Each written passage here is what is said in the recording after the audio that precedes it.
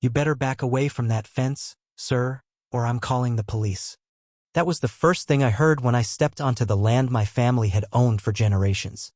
No greeting, no curiosity, just a woman in a fluorescent yellow vest and aviator sunglasses barking orders at me like she owned the place. I was still holding the keys to the front gate, my name clearly marked on the deed stuffed in my pocket, and yet somehow I was the one being accused of trespassing. I blinked, half laughing, thinking maybe she was confused. But no, this woman wasn't confused. She was fully committed to the delusion that this was her HOA's community space and I was the intruder. 10 minutes later, I was explaining to two very real officers why I was standing in front of my own barn while this woman kept dramatically insisting I had jumped the gate to loot the property. I told the officer calmly, "Just scan the QR code on my ID. It links directly to the county registry." When he did, the mood shifted fast. The officer turned to her with a look I'll never forget and said, "Ma'am, this man owns the land.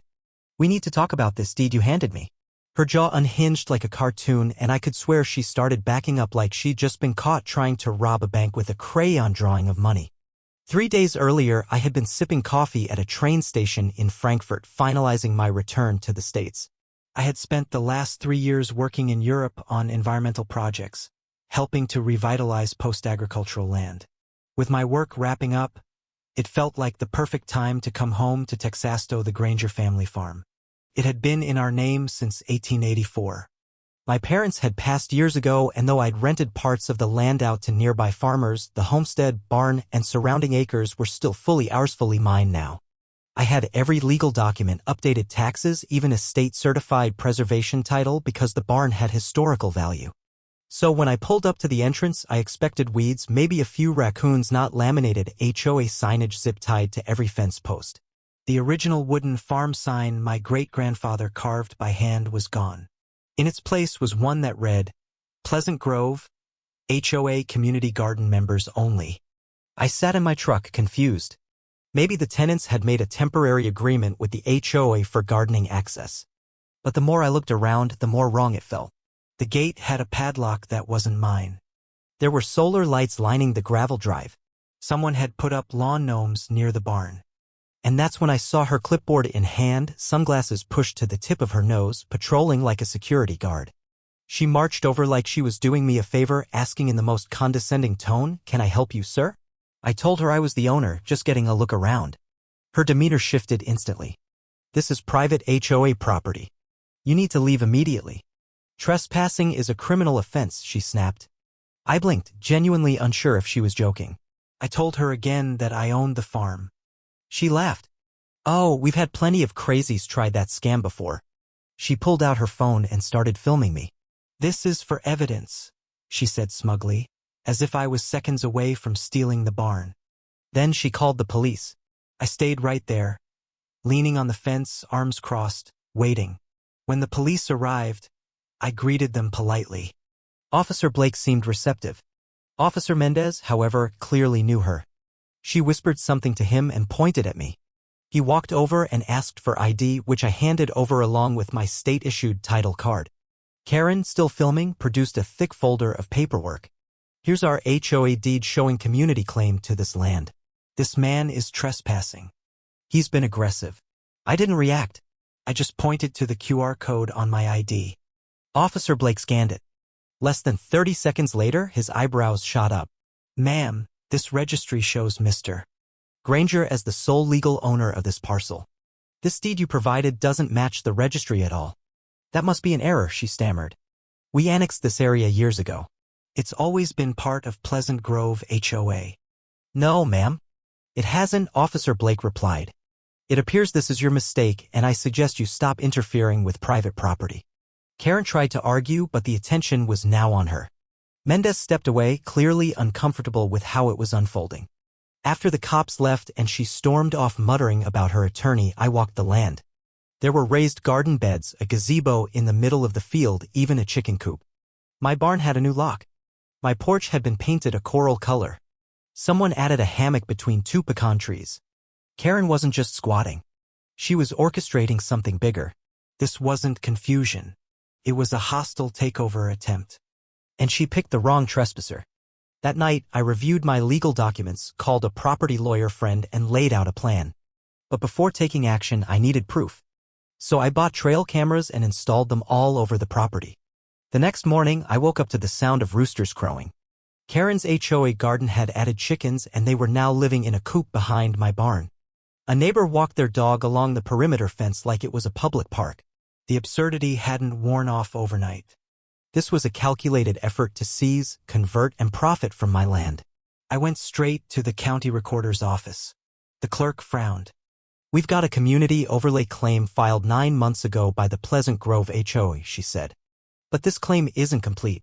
It doesn't have legal consent from the parcel owner, which is you." She printed the documents. Karen had claimed the land was abandoned and that the HOA had assumed responsibility. But it was missing key signatures, including mine. The endorsement section looked like a block party sign-in sheet. I laughed under my breath. Back home, I scanned the papers, organized them with my certified deed copies, and drafted a cease and desist letter with my lawyer. It demanded the removal of unauthorized structures, livestock, and signage within 10 business days. I laminated copies and drove straight to the farm. Karen was giving a garden tour to yoga moms and retirees. I walked right in, GoPro on my chest, and handed her the notice. "This is a scare tactic," she said loudly to the crowd. I handed her a certified copy of my deed. "Crush it if you want, but it won't change the fact that I own this land." That night, I got fake HOA fines in my mailbox. One charged me $1,200 for interference. Another warned of potential litigation. One even threatened evaporative measures. I laughed, but my lawyer told me we needed more evidence. I installed motion-triggered cameras in trees, behind posts, even in the barn's weather vane. 2 nights later, they delivered. Karen and 2 board members entered the barn at night. They laid out diagrams and talked about holding a reclaimed land ceremony and getting TV coverage. "Once it's on TV, he's the trespasser," Karen said. I paused the footage. They were coordinating a media manipulation campaign. So I called Mia, an old classmate turned investigative reporter. She brought her crew the next day. I walked them through the property, showed them the footage, the fake signs, the garden beds. That night, the segment aired. Public reaction was instant. Emails poured in. Neighbors reached out. Some board members distanced themselves from Karen. Screenshots leaked from their group chat. One said, "Karen is going to take us all down." Then came Paul Becker, the original developer of Pleasant Grove. He brought zoning maps proving the farm was never part of the HOA. He agreed to testify. We updated our legal filing to include defamation, misrepresentation, and attempted land seizure. Karen, undeterred, posted fake blueprints of a gas station I was supposedly building.